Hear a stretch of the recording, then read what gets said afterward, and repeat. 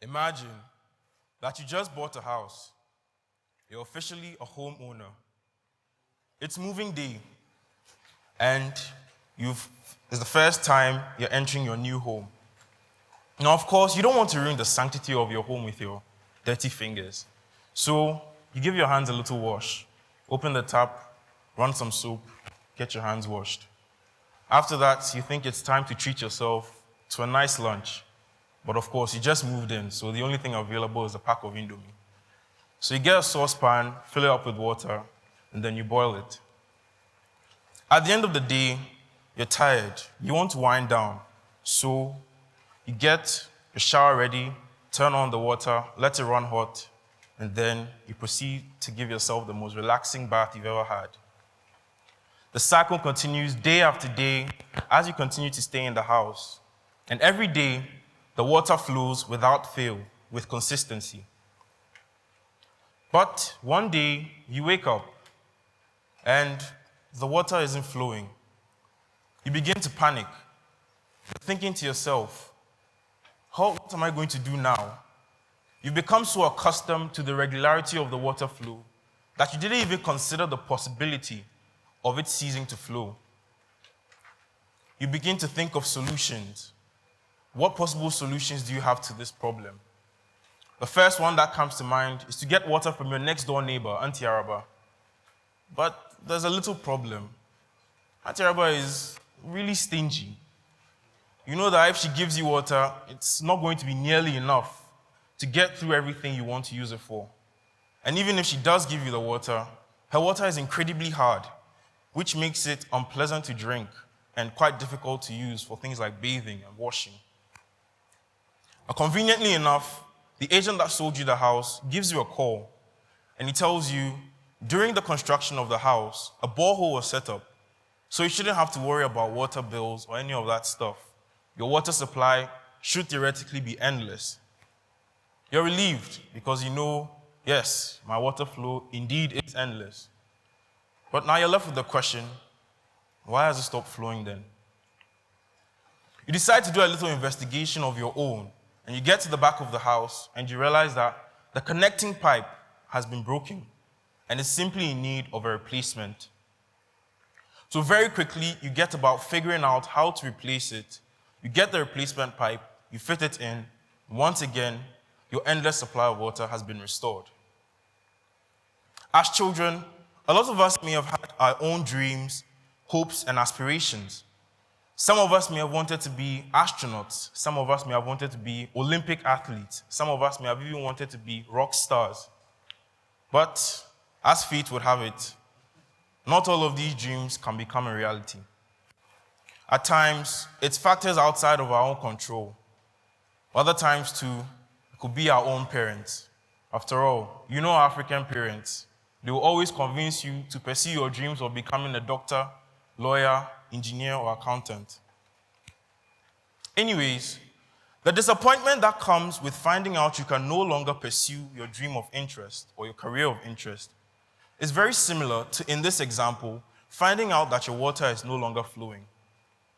An outlet which you believed would be your true opportunity to make the best of the ability that you have, something that was driven by your own creativity, something that you felt you could truly express yourself with, is no longer available to you.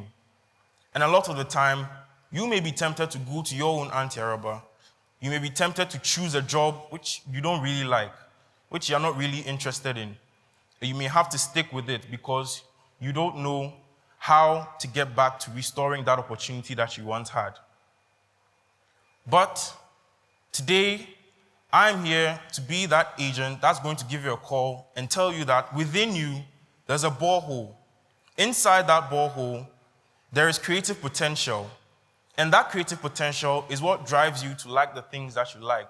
That was what drew you to those opportunities. And it's still full. That opportunity that has been taken away from you is only a broken pipe in need of replacement.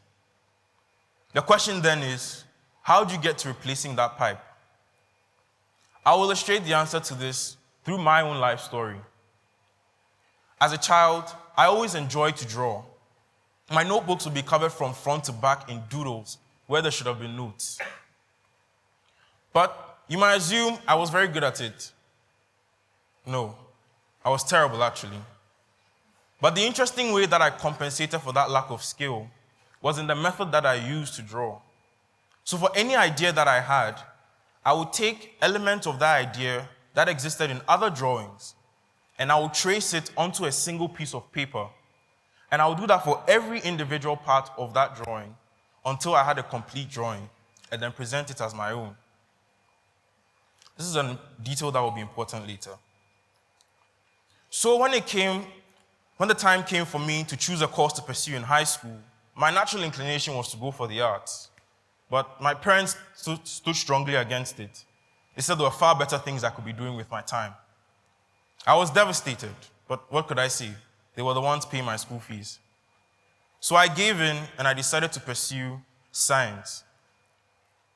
Having lost what I believed my one opportunity to professionally develop my skill in arts, I felt that I didn't need to invest as much of myself into drawing anymore. After all, what was it going to amount to? People would tell me that, well, you could pursue it as a hobby. You could pursue it as a side gig. But it never felt right giving something that I love so much so little of my time. So I decided respectfully that I will put it aside and not devote myself as much to it. I found myself having much more free time now that I wasn't drawing as much. And within that free time, I discovered a software called Fruity Loop Studio.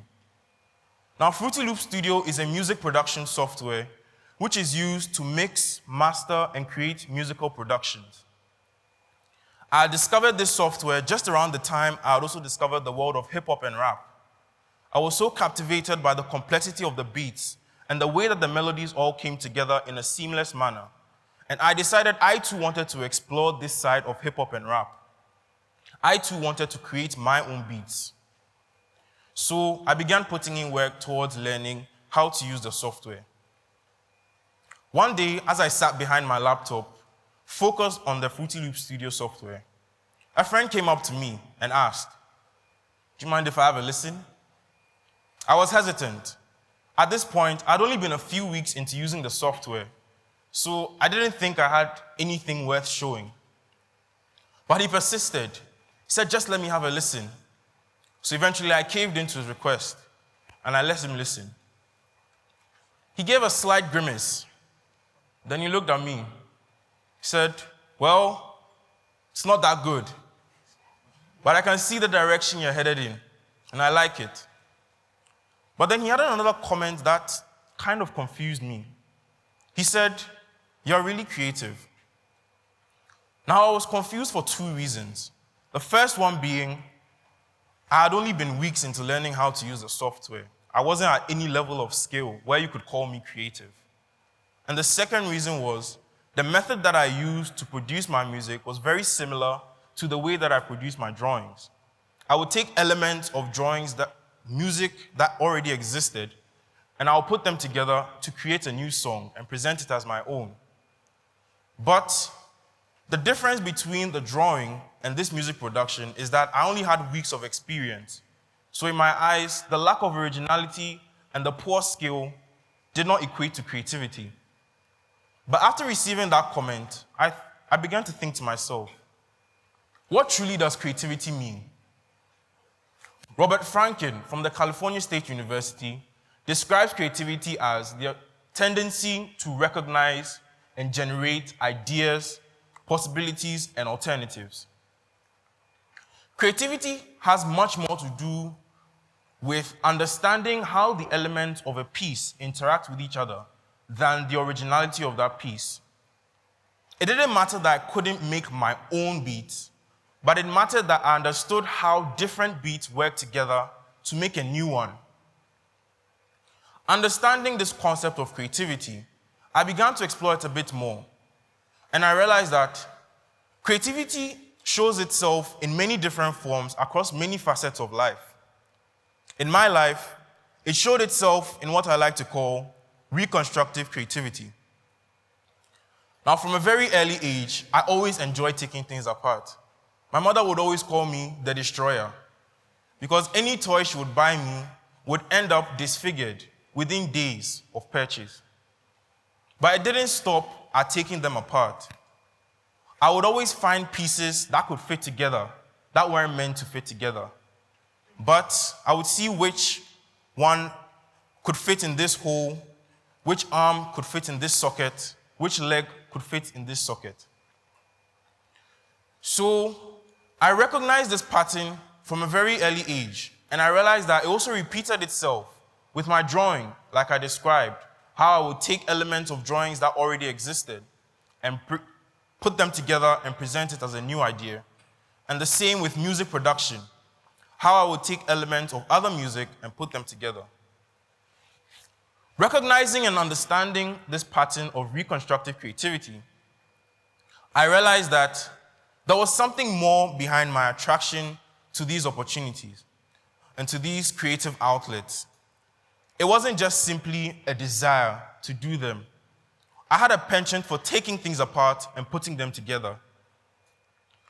And understanding this, I was finally able to let go of the disappointment that came with realizing I could no longer pursue art as a professional career. But not because I was satisfied with the decision, I was still very much mad about it. But because I knew that there was a much deeper reason that I liked to draw. Drawing was the very first way that I truly learned to express my reconstructive creativity. And because of all the time that I had invested into it, naturally, I was bound to get attached to it. But now, understanding that driving force, I knew that there were more ways for me to generate that creativity. And although it wasn't drawing, I certainly believed that I could derive the same joy because it was the same reconstructive creativity driving that opportunity. As such, I individually decided to pursue mechanical engineering in the university level because I saw mechanical engineering as a very good opportunity to really manifest my reconstructive creativity. Mechanical engineering has a lot to do with taking apart machines and understanding how they work and finding much more efficient ways to make sure that they can do their job. As such, I knew I could use that to maximize my learning potential and further develop my reconstructive creativity. In a very similar way to the story that I've just described, a lot of us may have had to face the unfortunate situation of dealing with not being able to pursue your career of interest. And a lot of the time, we may feel that the ability that came with that opportunity, with that creative outlet, or the creativity that drove your attraction to that creative outlet goes with that opportunity. But my message to you today is, deep within you, there's a borehole running deep with creative potential. And once, yes, that potential flowed through that opportunity that you've lost. But the loss of that opportunity is merely a broken pipe in need of replacement. And I want you to look back on your life. Why were you so attracted to that creative outlet? What is it that drove you towards doing that thing that you love to do? I want you to take a hold of that and to understand it and realize that there are much more opportunities for you to maximize on it and for you to truly reconnect with your creativity. My final message to you today is, I want you to go back to that borehole and I want you to figure out how you can replace that pipe and once again, draw from your well of creative potential. Thank you.